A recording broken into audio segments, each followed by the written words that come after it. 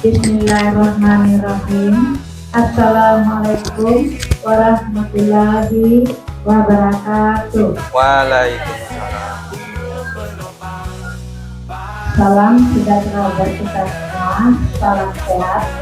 Pada siang hari ini kita kembali lagi mengadakan komdel yang kita adakan setiap hari Selasa, yang hari ini akan diisi oleh Bapak Denny Kusdiantoro. Marilah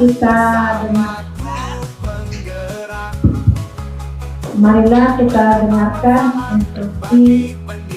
instruktur dari Pak Denny Kusdiantoro MPD. Tidak mempersingkat waktu, benar bilang Pak Denny marah, kita cepat ikan gabus semua saya boleh. Jangan, kata Pak Denny. Ya, semua kita serahkan kepada Pak Denny. Yang penting lancar-lancar saja, nanti dari Bapak juga lancar. Baik, waktu dan tempat kami persilakan mengusulkan. Assalamualaikum warahmatullahi wabarakatuh. Selamat siang, damai sejahtera, Om Swastiastu, Namo Buddhaya. Salam kebajikan, rahayu untuk kita semuanya. Bersyukur kepada Allah dengan mengucapkan Alhamdulillah di siang hari ini, di tengah kelelahan kita bisa hadir di sini untuk berelaborasi sama-sama mempelajari apa yang berguna untuk sekolah kita. Bersolawat kepada Nabi dengan mengucapkan Allahumma sholli ala Sayyidina Muhammad wa ala ali Sayyidina Muhammad.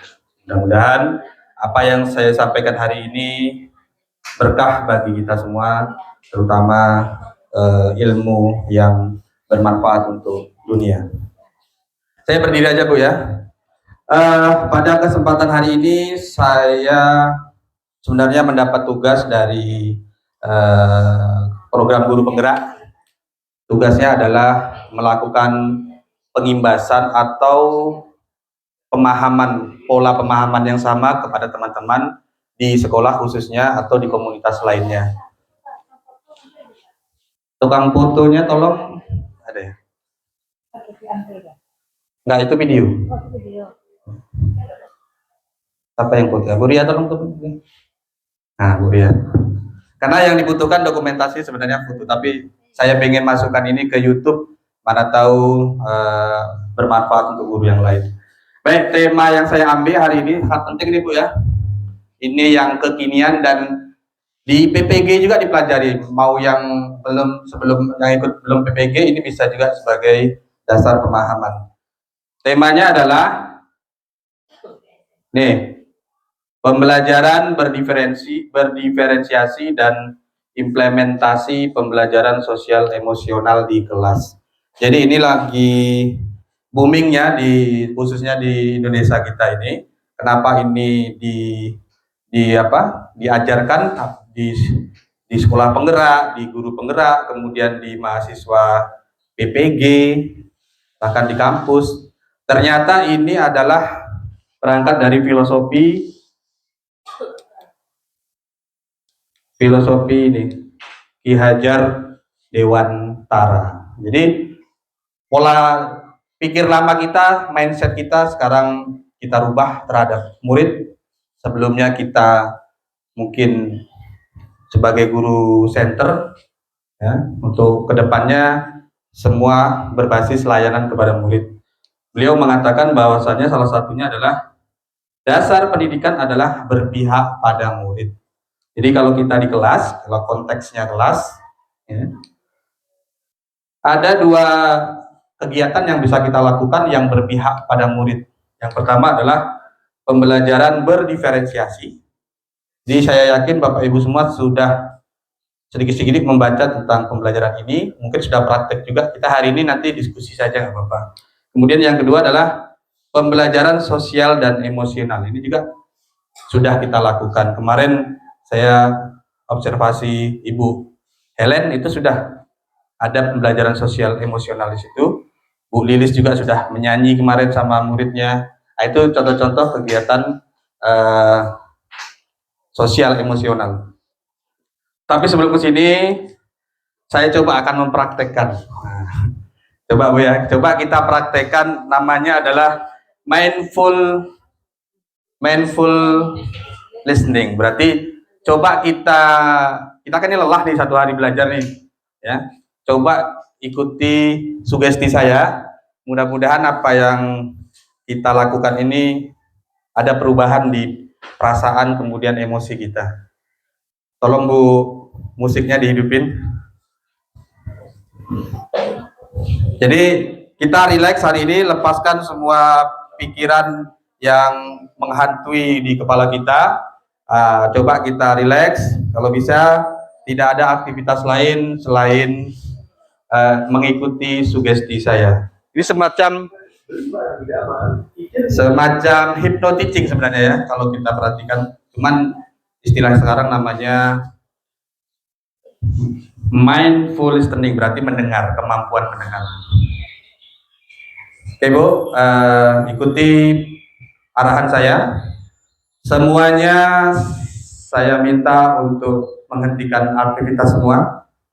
Tidak ada yang beraktivitas kecuali rilekskan badan kita. Termasuk letakkan tangan dan badan sesantai mungkin.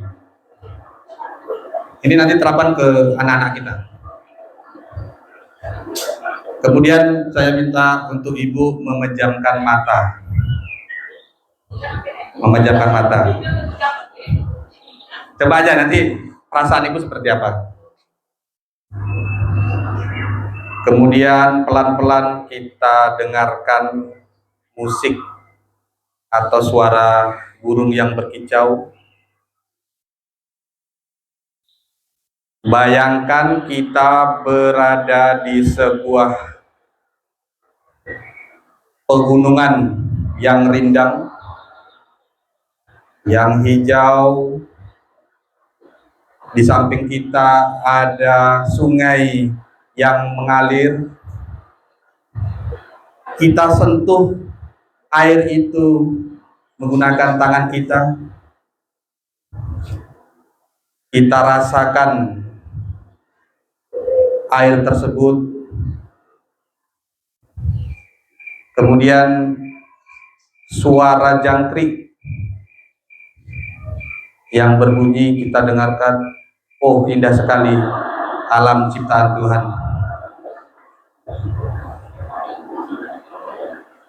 Kemudian di dedaunan itu banyak pohon-pohon yang rindang. Coba kita tarik nafas yang dalam Bu. 1, 2, 3, kita tarik. Kemudian lepaskan pelan-pelan. Kita tarik lagi. Sambil melepaskan, rasakan aliran udaranya. Rasakan seluruh tubuh kita. Terakhir, buka mata kita. Nah, itu dia. Tepuk tangan untuk kita semua. Itu adalah contoh mindful listening. Ada juga mindfulness. Ada juga. Ini contoh yang menggunakan suara. Ada juga yang hanya menggunakan kata-kata. Ini bisa kita terapkan ke anak di jam-jam terakhir.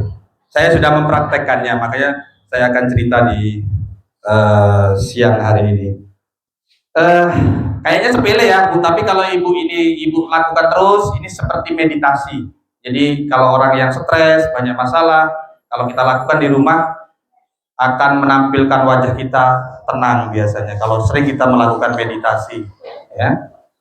Baik, berikutnya saya akan ke materi. Jadi tujuan kita hari ini cuma ada 3 pembelajaran kita ya. Saya pengen di sini saya hadir bukan mengajari Bu, tapi hanya mengkolaborasikan, mendiskusikan dengan ibu-ibu yang sudah Ibu lakukan di kelas. Nanti tinggal kita lihat konsep mana yang kira-kira yang kita pakai. Yang pertama, memahami konsep pembelajaran berdiferensiasi itu apa. Kemudian ibu-ibu juga nanti harus paham juga dengan pembelajaran sosial emosional. terakhir, ini yang penting nih ya. Kalau bisa mulai tahun ajaran ke depan kita masukkan di sini, yaitu mengintegrasikan dalam modul ajar itu pembelajaran berdiferensiasi dan sosial emosional. Insya Allah yang saya bagi ke grup itu sudah sesuai dengan standar internasional ya, sudah dikaji oleh Bapak Ibu dosen dan pembimbing kami, artinya itu sudah melengkapi syarat-syarat semua. Di situ ada pemetaan minat dan sebagainya yang sangat sederhana yang bisa kita lakukan. Nah, ini dia yang saya bilang tadi. Jadi karena pendidikan kita ini sekarang berpihak pada murid, kalau untuk di kelas dalam pembelajaran yang bisa kita lakukan ada dua minimal ini, berdiferensiasi dan sosial emosional. Jadi tugas kita ya ini menuntun, ya menuntun siapa? Menuntun murid-murid kita di kelas dengan pembelajaran ini supaya apa? Supaya tercapai tujuan pembelajaran. Jadi kita setiap masuk itu pasti ada tujuan pembelajaran. Jadi tugas kita menuntun ini dengan ini, dengan diferensiasi dan pembelajaran sosial emosional. Nah, ini dia pembelajaran. Kita masuk ke sesi pertama, pembelajaran berdiferensiasi. Saya sambil berjalan seperti biar kayak fasilitator itu, ya. Siapa yang bisa mengartikan atau selama ini sudah melakukan pembelajaran berdiferensiasi itu apa sih sebenarnya? Kayaknya di TikTok ya sudah sering kita lihat berseliweran itu informasi tentang diferensiasi. Apa itu? Bapak Ibu ada yang bisa membantu saya mengkoneksikan atau mengelaborasi? Apa itu diferensiasi, Bu? Bu Wiwi, apa itu diferensiasi yang Ibu ketahui? Ibu katanya mau tertarik dengan guru penggerak angkatan 12. Mana tahu ini untuk bahan nanti di ujian-ujian itu keluar. Padahal sudah kita lakukan ini, ya. Apa itu diferensiasi, Bu?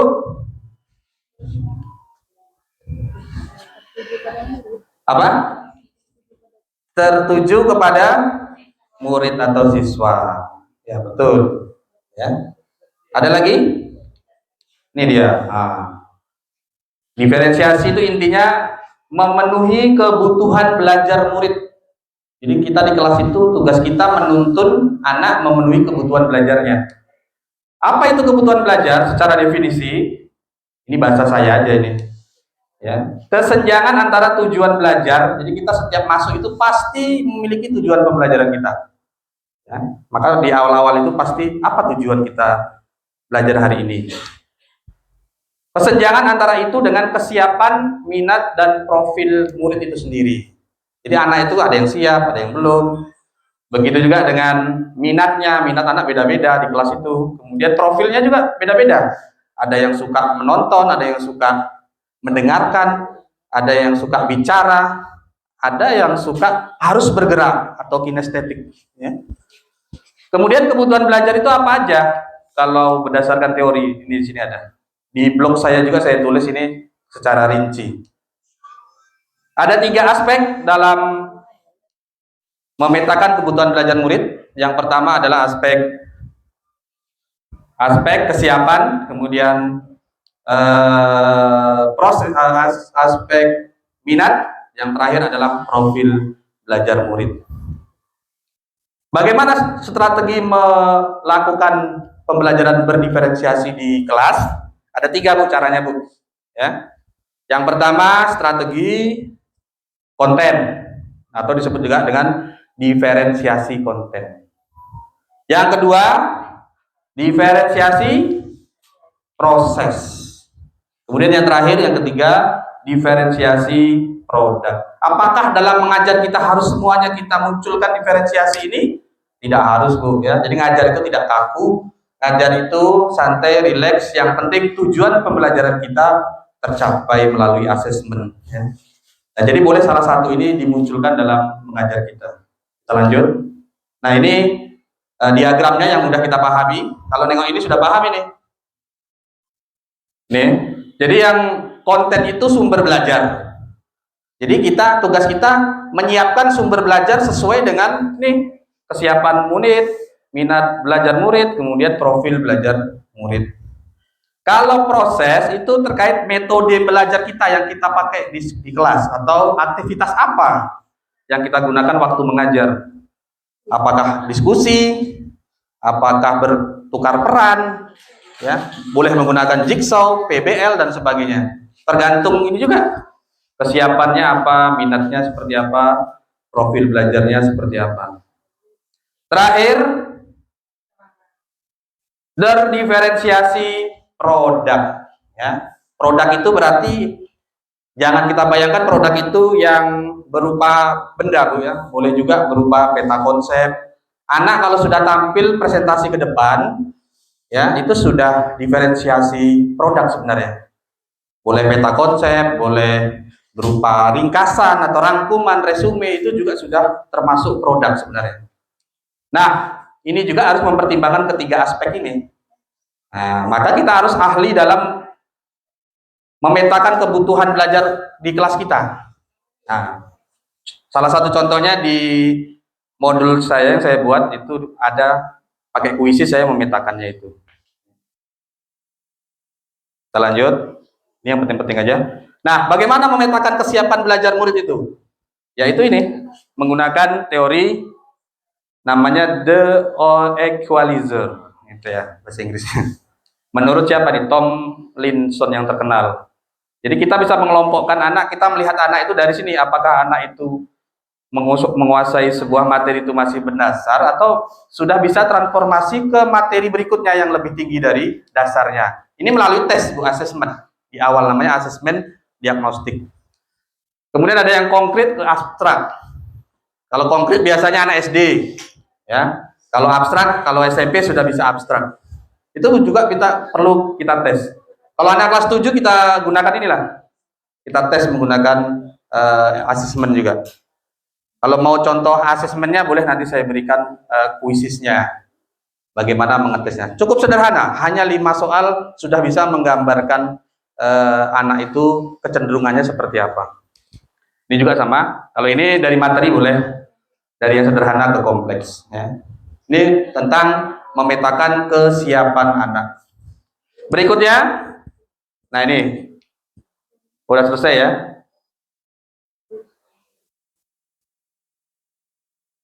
Oke, udah selesai untuk pembelajaran berdiferensiasi. Jadi singkat aja, ya. Intinya seperti ini, Bu. Diferensiasi itu ada proses, ada konten, ada produk. Selama ini sudah kita lakukan. Tadi saya lihat Bu Mutia itu sudah produk itu. Ya, diferensiasi produk, anak dibebaskan untuk berkreasi, ekspresi hasil pemahaman tentang materinya dengan kreativitas. Ada saya lihat tadi berupa poster atau berupa karya-karya produk, boleh juga. Itu udah bagus itu. Kita sudah melakukan pembelajaran diferensiasi. Selanjutnya kita masuk ke pembelajaran sosial emosional. Ini mungkin baru kita dengar. Ya. Yang guru PPG coba. Apa itu pembelajaran PSE itu? Siapa yang PPG di sini? Bu Popi ya. Apa itu yang Ibu ketahui tentang PSE? Soalnya pas sebelah kiri. Habis ini Bu Ria. PSE yang saya tahu adalah pembelajaran sosial emosional, yang mana sebagai seorang pendidik kita harus memiliki keterampilan dalam mengolah sosial emosional, baik yang ada pada diri kita maupun yang terdapat kepada siswa. Nah, PSE ini sangat baik diterapkan di sekolah, yang mana dengan teknik ini kita bisa menciptakan suasana belajar menjadi positif. Artinya, sebelum pembelajaran dimulai, kita bisa mengetahui sosial emosional yang dimiliki oleh peserta didik. Apakah pada hari itu mood peserta didik kita baik, atau mereka ada masalah di rumah sehingga berpengaruh terhadap fokus dan konsentrasinya untuk belajar di sekolah. Nah, itu tugas guru untuk mengendalikannya dengan berbagai macam teknik-teknik yang nanti kita terapkan di sekolah. Seperti itu. Kasih aplaus dulu Bu. Oh mantap ini. Mudah-mudahan Ibu Omi lulus nanti di PPG karena sudah bagus, sudah bisa mengejawantahkan makna dari sosial emosional itu apa sih? Benar yang dikatakan oleh Ibu. Sudah kita lakukan juga dari contoh. Saya melihat Ibu, Bapak kan tadi lagi habis capek kan, jangan langsung materi. Hari ini kita akan langsung anaknya langsung, aduh, masih belum siap lagi. Kita siapkan dulu. Makanya coba kita tarik napas, lepaskan itu kan supaya kesadaran diri kita itu fisik, pikiran dan bayangan kita ada di hadir di kelas ini. Bagus. Berikutnya yang PPG berikutnya nih, Bu Ria. Nah, si Ibu ini kan udah selesai. Coba pendapat Bu Ria, PSE itu apa Bu Ria? Saya pun cari ilmu juga ini. Oke, assalamualaikum warahmatullahi wabarakatuh. Salam. PSE itu kita sebagai guru harus bisa memberi pemahaman kepada siswa bahwa adanya keberagaman. Keberagaman ya. Keberagaman. Bisa menerima keberagaman. Oke, itu saja. Terima kasih. Oke, kasih aplaus dulu. Betul juga. Kemampuan berelasi Bu ya, kalau kemampuan apa bersosial itu salah satu kompetensinya. Nah sekarang kita ke teori, yang lainnya nanti aja waktu diskusi. PS itu memberikan fondasi yang kuat bagi murid untuk dapat sukses. Ternyata orang sukses itu bukan ditentukan oleh kepintaran, menurut penelitian. Ya, orang sukses itu sosial emosionalnya pasti bagus dia, bijaksana dan sebagainya. Ini kita dalam tanda kutip ya, karena ada juga sukses karena faktor X, ya, apalagi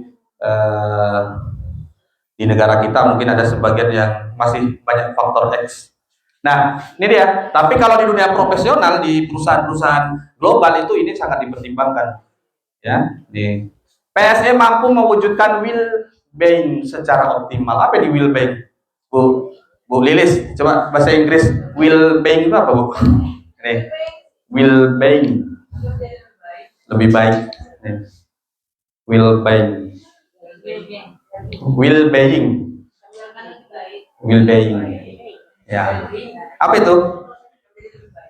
Lebih baik ya. Atau kalau dalam istilah pendidikannya namanya kesejahteraan psikologis. Nah, itu dia. Kata fasilitator. Kalau bahasa Inggrisnya menurut Oxford English Dictionary, nah, kesejahteraan psikologis ditandai oleh nih, nah, nyaman, sehat, bahagia. Kita juga bisa merasa di sekolah ini kita ada 3 ini nggak indikator nih. Kalau nggak, kita berarti belum muncul kesejahteraan psikologis kita. Nyaman kita nggak, sehat nggak kita di sini pergaulannya. Kemudian bahagia nggak kita di sini duduk di sini. Nah itu salah satu indikatornya. Ya, anak kita juga seperti itu di kelas itu dia sejahtera nggak psikologis dia, ya. Kalau nggak sejahtera susah masukkan materi itu. Nah kita lanjut, ini contohnya nih, ini saya lakukan seminggu ini saya sering sekarang melakukan ini gara-gara mendapat ini saya melakukan. Saya absen anak, saya suruh menggambarkan perasaan dia hari ini. Misalnya Daud lagi senang Pak, nah, kemudian Sasa lagi sedih Pak, itu ditanya kenapa Sasa sedih, ya gitu kan. Jadi itu wujud pembelajaran sosial emosional juga. Ini salah satu contoh. Nah ini saya praktek teknik stop namanya. Anak saya kasih sugesti, tapi tanpa musik ya kalau yang ini. Kalau yang tadi pakai musik listening. Kalau ini tidak pakai musik. Nah kata anak ini ya, namanya juga praktek baik. Kata anak mereka lebih rileks, kemudian santai, kemudian tersenyum dia. Kalau udah tersenyum itu berarti sudah psikologisnya sudah bahagia di saat itu dan materi bisa kita mainkan. Oke, kita lanjut. Nah ini dia. Apa aja yang masuk dalam KSE itu? Ada berapa Bu? Ria lupa saya. Ada 5 ya. Yang pertama kesadaran diri, yang kedua manajemen diri, kesadaran sosial, kemudian keterampilan berelasi, pengambilan keputusan yang bertanggung jawab. Jadi ada 5 KSE yang bisa kita terapkan di kelas, kita integrasikan dengan modul ajar atau RPP kita. Ya, bagaimana cara mengintegrasikan? Sudah saya contohkan, saya kirim ke file itu. Nah, yang pertama kesadaran diri, itu kemampuan memahami diri sendiri, apakah itu perasaan, emosi, dan nilai-nilai diri sendiri. Kita tahu kita itu siapa gitu. Saya ini orangnya agak ego, saya terus terang dari dulu ego saya tinggi, makanya saya sadar, makanya namanya kesadaran diri. Tapi saya berusaha untuk mengikis itu dengan apa? Dengan cara kolaborasi, berelasi, banyak bergaul, ya. Makanya di guru penggerak saya banyak mendapat pelajaran di situ. Memang anak-anak eksak ini rata-rata menurut penelitian itu egonya tinggi-tinggi. Apalagi kalau satu kelompok tuh anak matematika, anak fisika, anak biologi, itu pasti egonya tinggi-tinggi semua itu, ya. Tapi kalau yang lain mungkin karena IPS itu sudah terbiasa berelasi, maka lebih cair pergaulannya. Kemudian manajemen diri. Nah, ini kalau kita masih keteteran mengerjakan tugas, manajemen diri kita belum bagus nih. Tugas ini belum selesaikan, tugas ini belum selesaikan. Jadi ini lagi, besok jadi ini. Nah, itu manajemen dirinya belum, mengelola emosinya belum mampu, ya. Kita belajar juga nih. Saya juga belajar. Banyak yang saya kerjakan, saya petakan itu. Hari ini target saya selesai apa? Besok selesai apa? Jadi kita kelola emosi itu. Kemudian kesadaran sosial. Nah, ini yang syarat kalau kita ingin maju abad 21 ini, salah satunya kemampuan berelasi, atau dalam istilah lain namanya lupa saya. Communication, ya, komunikasi. C yang syarat untuk abad 21, pendidikan abad 21. Nah, kita itu ya kita sadar bahwasanya kita itu harus empati kepada orang dengan latar yang berbeda, dari peduli, kemudian mungkin perbedaan suku, agama, ras, dan sebagainya. Itu harus kita pertimbangkan dalam tampilan diri kita. Itu kesadaran sosial. Berikutnya, ini dia. Yang kedua lagi, keterampilan berelasi. Nah, ini kemampuan membangun, mempertahankan hubungan. Ini kalau di perusahaan-perusahaan sangat penting ini, ya. Nah, ini dites ini, kalau kita kemampuannya ini rendah, itu susah masuk ini, karena susah diajak berkolaborasi, nanti susah. Padahal kita sekarang tidak bersaing, dididik oleh kementerian, kita diharapkan guru itu tidak bersaing siapa yang paling hebat, tapi kita berkolaborasi satu sama lain, bagaimana memajukan pendidikan di sekolah kita. Terakhir, pengambilan keputusan yang bertanggung jawab. Nah, ini dia. Jadi kita kalau setiap mengambil keputusan harus kita pertimbangkan pilihan-pilihan berdasarkan kita di perbedaan-perbedaan di atasnya ini. Ya, bahwasanya kita sadar apa yang kita lakukan itu berpengaruh terhadap perilaku orang lain. Ya, saya menyuruh orang dengan kata minta tolong, dengan kerjakan, itu tanggapan kita, hati kita beda, ya kan, Bu? Minta tolong, Bu, besok isi apa, Bu, ya, kan lebih enak. Tapi kalau saya bilang, Bu, besok tolong apa, Bu, besok kerjakan apa tuh, Bu, ya, pokoknya harus selesai besok. Nah, itu kan bahasanya sudah berbeda walaupun tujuannya sama. Itu namanya keterampilan ini. Ya, jadi penting sekali menguasai ini, apalagi calon seorang pemimpin ke depannya yang bijaksana. Nah, ini harus kita ajarkan ke anak, bukan ke kita, tapi kita harus punya keterampilan ini dulu, ya. Nah, ini contoh. Nah, langsung aja ke contoh. Misalnya kegiatan pembelajarannya di awal tahun ajaran baru, kita menyuruh anak untuk membuat nilai-nilai keyakinan kelas.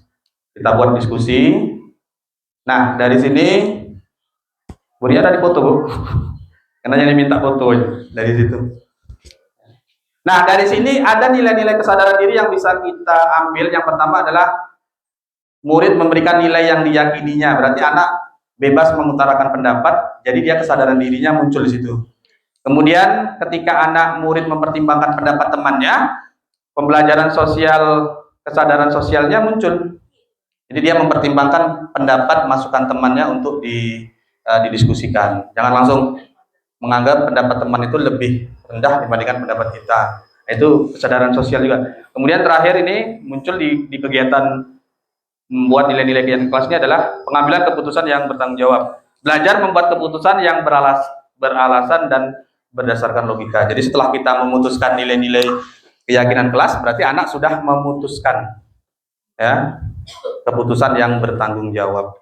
Jadi kalau nanti ada masalah, ya tinggal kamu kan sudah memutuskan kemarin di kelas.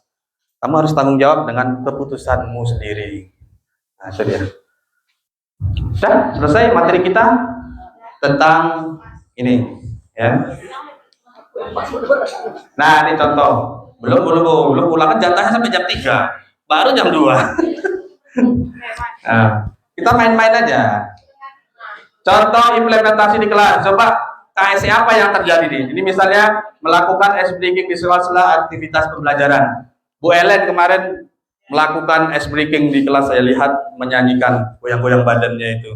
Itu nilai-nilai KSE apa yang ditumbuh kembangkan di kelas itu. Kemudian siapa lagi kemarin? Bu Lilis nyanyi bersama, saya rekam tuh, saya update status.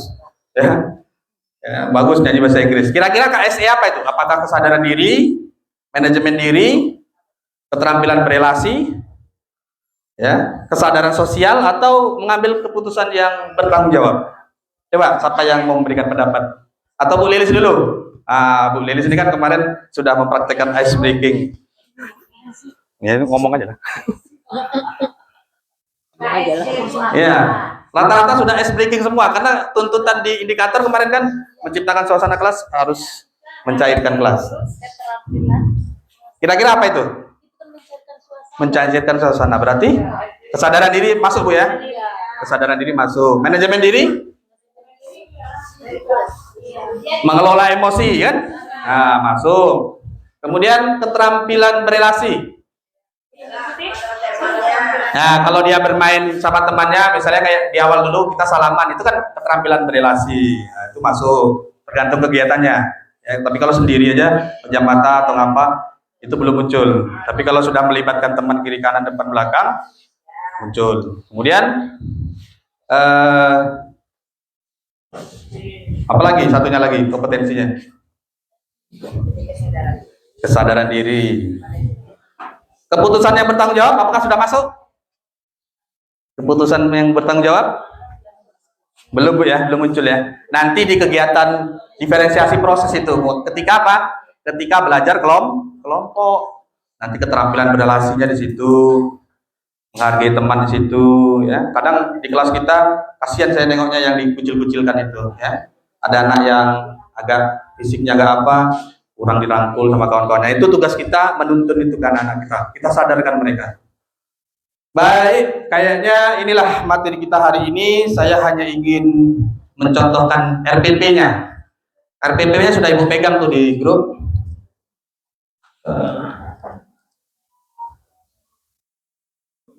Ini modul ajar saya buat dan sudah dikoreksi oleh fasilitator dari seluruh Indonesia.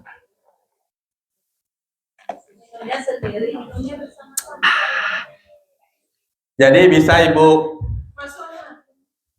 Ibu modifikasi, ya. Ya, ini contohnya. Ini bukan yang terbaik. Jadi modul ajar itu tidak ada baku ya, Bu ya. Jangan harus kayak gini, harus enggak. Modul ajar itu dalam aturan sekarang itu hanya 4 kalau nggak salah yang harus ada. Yang pertama bagian identitas mungkin, kemudian kegiatan, tujuan yang penting. Tujuan harus ada, kemudian kegiatan intinya apa, kemudian asesmen, tambah satu lagi kalau bisa medianya apa, itu ya kalau di peraturan sekarang. Jadi ini yang saya buat ini adalah membuat seideal mungkin. Boleh Ibu contoh kalau, nah ini contoh ini sudah sesuai dengan ketentuan atau sudah di atas standar lah, insya Allah, mudah-mudahan, karena sudah dikoreksi. Ini dia. Nih, di sini, nah ini yang penting ini Bu, di tujuan pembelajaran ini. Nih, di sini saya buat ada 2 teori di sini, ya. Yang pertama taksonomi Bloom. Tes. Taksonomi Bloom ini saya tulis aja nih. Di sini ada C3, C4, C5. Kalau bisa di SMP jangan C1, Bu. Selama ini kan kita buat C1. Menyebutkan itu C1. Ya, kalau bisa kalau SMP itu sudah mulai C3 ke atas aplikasi ya.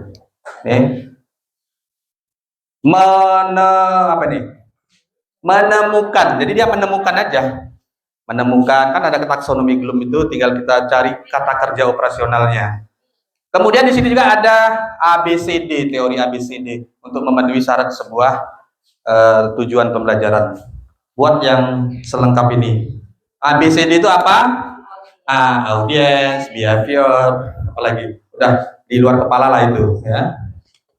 Saya hanya mengingatkan. Berikutnya, nah disinilah letaknya integrasi itu. Mana yang membesarkan ya? Maaf ya, laptopnya ini di sini nggak muncul, makanya saya gini. Belum diberi oleh sekretaris jatah kita, Bu ya. Katanya sudah beli, mudah-mudahan segera diserah terima kan. Mana ini membesarkannya? Gini kan sana. Hah? Ini nggak bisa ya. Ini aja lah. Mana? Nah ini dia, nih di sini. Nah kita lihat integrasinya, Bu. Ini yang penting sebenarnya. Ya. Nih, ini berdoa. Kalau kita memimpin doa, ini pertama kegiatan yang kita lakukan persiapan, Bu ya. Di sini ada memeriksa kerapian anak, kebersihan kelas, posisi duduk, kemudian absensi.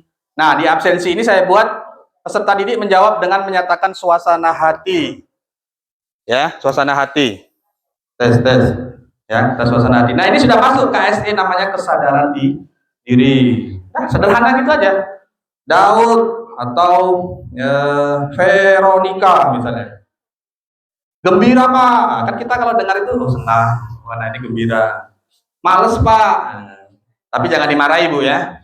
Kita beri solusi. Kemudian ini guru menerapkan teknik stop. Nah, ini juga KSE juga saya buat. Jadi kita integrasikan. Kemudian gimana pembelajaran berdiferensiasinya? Diproses saya buat.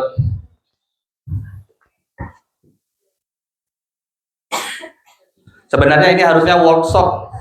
Tidak cocok kalau ini kita lakukan cerita praktek baik. Workshop itu ibu harus praktek langsung. Ada lembar kerjanya. Langsung praktek. Ini contoh aja. Ini cerita praktek baik aja. Nah ini. Dalam mengamati, saya memberikan berbagai ragam akses yang bisa diakses oleh anak, yang bisa diambil oleh anak. Dari mana aja? Gambar, karta, saya tempel yuk di kelas. Kemudian dari buku teks tentu pasti. Kemudian dari link YouTube, dari artikel.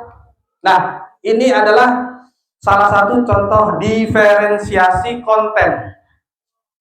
Kita menyiapkan sumber belajar yang bisa diakses. Makanya tadi saya gambar itu di diferensiasi tadi apa, Bu? Gambar makan prasmanan. Itu artinya sekarang ini banyak salah miskonsepsi tentang diferensiasi ini. Saya juga dulu seperti itu, ya. Setahu saya dulu pemahaman lama, kalau anak visual kita kelompokkan visual, anak auditori kelompokkan. Ternyata tidak. Yang benar adalah seperti ini. Ya, kita kasih mereka pilihan-pilihan sumber belajar. Nanti anak yang suka nonton video dia akan akses video. Anak yang suka melihat gambar nanti akan menuju sudut gambar yang kita tempel di kelas. Anak yang suka membaca dia akan mengeklik nih artikel. Anak yang suka ITEI dia akan mencari di Gemini. Jadi saya fasilitasi kebutuhan mereka, kesiapan minat dan mereka, minat belajar mereka, termasuk gaya belajarnya. Nah, seperti itu. Ini di konten. Kemudian ada juga saya buat di produk. Di prosesnya saya buat. Ini KSE semua, Bu. Ini KSE. Nih. Peserta didik dalam kelompok saling berdiskusi. Ini keterampilan berelasi. Ya, saya lihat di 93 itu ada beberapa anak yang pintar tapi dia kurang berelasi karena menganggap kawan yang lain itu malah mengganggu. Kadang orang pintar tuh seperti itu, dia kerjasama males karena semakin banyak yang bertanya dia semakin terganggu. Saya kerjakan sendiri, ada tuh anak di kelas 93 itu saya suruh dia memang saya kelompokkan dengan anak yang nggak mampu, jadi biar terjadi relasi itu. Si Riva ya pintar dia, cuman kemampuan berelasinya harus kita tuntun supaya kedepannya berubah. Nah ini dia, loh, anak sudah menghasilkan keputusan dari kerja kelompok, itu sudah masuk dalam KSE pengambilan keputusan yang bertanggung jawab. Jadi kalau dia sudah presentasi, sudah hasil kelompok, dia sudah membuat keputusan itu dan harus bertanggung jawab dengan berargumentasi. Terakhir ini, nah ini bisa dibaca sendiri lah ya. Ini banyak KSE-nya. Terakhir di sinilah di penutup ini saya melakukan diferensiasi produk untuk ekspresi hasil belajar. Saya kasih tugas, saya beri kebebasan mereka. Apakah dalam bentuk pantun, ada juga yang dalam bentuk puisi. Saya pun heran juga, bisa juga puisi di belajar IPA, sistem reproduksi pada wanita. Buat puisi dia tentang perjalanan sel sperma membuahi sel telur. Dia buat cerita. Wih, ini kreatif sekali. Berarti anak ini minatnya di bidang sastra mungkin ke depannya. Kemudian ada juga yang teknologi pakai Canva, ada juga yang menggambar pakai gambar di kelas 93 juga sih, ya kelas 93. Ada yang menggambar. Ada juga yang paling sederhana merangkum. Itu juga dalam salah satu bentuk apresiasi. Kita apresiasi lah, kita rayakan pertumbuhan anak. Jadi jangan hasilnya yang kita lihat, Bu, pertumbuhan mereka. Ya. Kalau selama ini kan kita nilai anak, wah nilainya 9. Dari tahun dulu sampai tahun sekarang 9 terus, berarti tidak ada pertumbuhan. Tapi kalau biasanya dia 6, IPA jadi 6,1, wah kita kasih semangat ya. Luar biasa sekali kamu. Ya, dulu 6 nilainya, sekarang 6,1. Anak yang dikasih support seperti itu, saya yakin dia akan lebih semangat untuk belajar. Oke, selesailah, ini aja contohnya. Yang di bawah ini sudah insya Allah udah lengkap. Ini contoh baru juga, perasaan-perasaan menurut teori juga ini. Roda emosi, lucing ya. Nah, semua ada teorinya rupanya. Di sini ada cara pemetaan lengkap semua lah. Ini bisa Ibu contoh. Mudah-mudahan untuk tahun ajaran baru besok sudah seperti ini semua ya. Sudah digital juga. Ini lengkap ini. Kalau Ibu lakukan ini insya Allah kalau PPG insya Allah lulus untuk tugasnya. Karena ini sudah dikoreksi oleh fasilitator guru penggerak dari dosen dari Jawa sana. Nah ini LPJ apa LKPD-nya. Ini apa gambar-gambar apanya? Nah ini LKPD-nya. Nah kita memberi LKPD ke anak itu bukan untuk dipresentasikan sebenarnya, Bu. Mereka bebas berkreasi aja. Itu namanya wujud diferensiasi produk. Jangan itu yang dipresentasikan. Boleh kalian buat dalam bentuk Canva untuk menjelaskan ke depan, ya. Boleh dalam bentuk meta konsep. Jadi dibebaskan anak untuk mengambil pilihan-pilihannya. Itu namanya diferensiasi. Oke, saya capek juga ini, ya. Jadi jangan lupa. Sebenarnya kalau lagi suntuk ini kita harus mengadakan ice breaking. Tapi saya takut Ibu bosan kan ice breaking terus. Yang sering kayak gini adalah guru-guru SD. Kalau saya gabung sama guru SD, itu terasa kayak muda lagi saya. Terus joget-joget terus tiap hari, ya. Ada aja ide mereka itu, ya. Kalau kita SMP SMA ini kan bawaannya wajahnya serius. Jadi kita gabung sama guru SD kok saya main-main gitu. Makanya wajah orang itu kok muda-muda kali. Rupanya banyak melatih sosial emosional rupanya orang. Menurut hipotesis saya sih, ya. Baik, itu yang bisa saya sampaikan. Mudah-mudahan bermanfaat untuk kita semua. Tidak ada niatan saya mengajari Bapak Ibu semua, tetapi ini murni saya hanya ingin sekolah kita ada perubahan dan ilmu saya berkah dari program pendidikan guru penggerak. Kalau ada diskusi, saya serahkan kembali ke Ibu kurikulum. Kalau ada diskusi nanti kita diskusi bersama. Terima kasih. Assalamualaikum warahmatullahi wabarakatuh. Ayo Ibu Bapak kita beri aplaus buat Pak Denny. Terima kasih kepada Pak Denny sebagai instruktur kita pada hari ini. Kemudian ada nggak yang mau bertanya Ibu Bapak? Saya sudah paham semua Pak Deni ya. Cuma kita mengulang-ulang. Satu aja. Satu orang aja, waktu dipersilakan satu Atau orang aja yang ingin bertanya. Bu Silpida ini senior. Bu Silvida. Guru senior itu harus kita gali kemampuannya. Oh pas. Bu Bibi. Ada? Oh pas. Siapa lagi yang mau bertanya? Bu Bibi, calon guru penggerak angkatan 12 atau 13. Harus aktif. Akan saya kader Ibu. Ada yang bimbing Bu, Rugi nggak bertanya? Rugi nggak bertanya? Nih. Nah, pakai ini aja. Nah, ini masuk ke kamera. Nah, silakan Bu Bibi. Silakan Bu Bibi, pertanyaannya. Baik, terima kasih Pak Deni. Dua aja nggak apa-apa, gabung dua. Baik, terima kasih Pak Deni. Ini orang urep no. Tes. Baik, terima kasih Pak Deni untuk hari ini luar biasa sekali pembelajaran diferensiasi yang sebenarnya kegiatan ini tanpa kita sadari kita semua sudah melaksanakannya. Mungkin kita tidak tahu itu namanya diferensiasi kan begitu.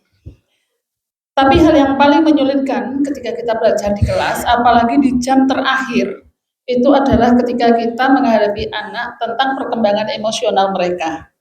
Karena di jam-jam terakhir itu sangat sulit membendung emosional dengan keinginan ingin segera pulang. Kemudian ada yang nahan lapar atau dan sebagainya ya. Jadi untuk itu mungkin pada pembelajaran agama saya sendiri mungkin hal yang juga berat sebetulnya. Dan apalagi dalam pandangan orang lain mungkin guru agama itu hanya pandai ngaji sama ceramah saja kan gitu. Dan aneh mungkin kalau guru agama itu nyanyi-nyanyi di kelas kan gitu. Nah, gitu. Karena hal ini adalah yang dituntut dalam pembelajaran diferensiasi dan ini sangat menarik tentunya bagi kita semua dan pentinglah bagi kita mempelajari dari berbagai aspek dan sumber. Yang ingin saya tanyakan kepada Pak Deni sebagai guru IPA, ya gitu.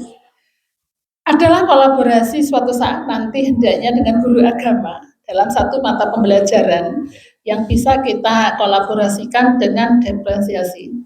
Mungkin itu ya.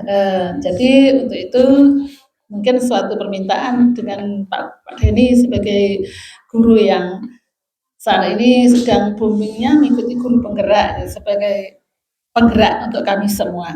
Jadi inilah harapannya dan pertanyaannya, bisakah kita berkolaborasi antara pendidikan IPA dan pendidikan agama Islam? Terima kasih. Assalamualaikum warahmatullahi wabarakatuh. Waalaikumsalam. Terima kasih Bu Wi. Silakan dijawab Pak Deni. Bu Wi minta berkolaborasi dengan guru IPA.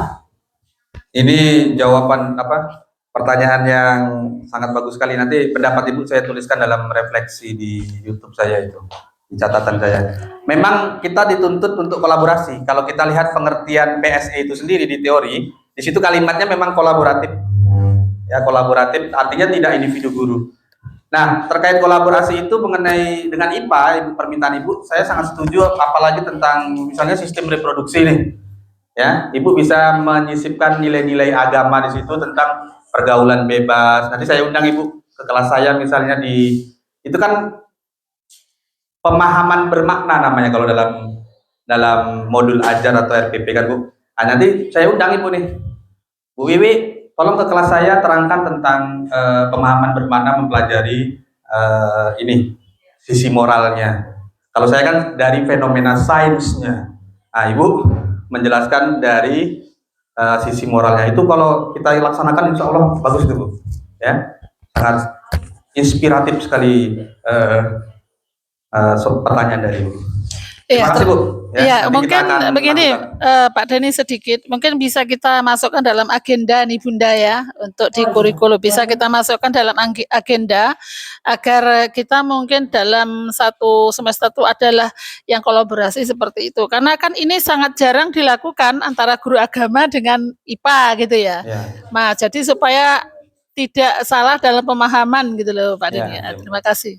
Baik Bu Wiwi, itu itu masukan yang bagus. Mudah-mudahan Pak Denny akan membimbingnya ya Bu ya. Tadi Pak Denny berjanji gurunya yang berkolaborasi. Ya, kita Sepertinya saya sendiri sudah mulai kemarin, walaupun ujung-ujung pensiun, saya sudah mulai berkolaborasi siswa dengan siswa Suto Sebaya.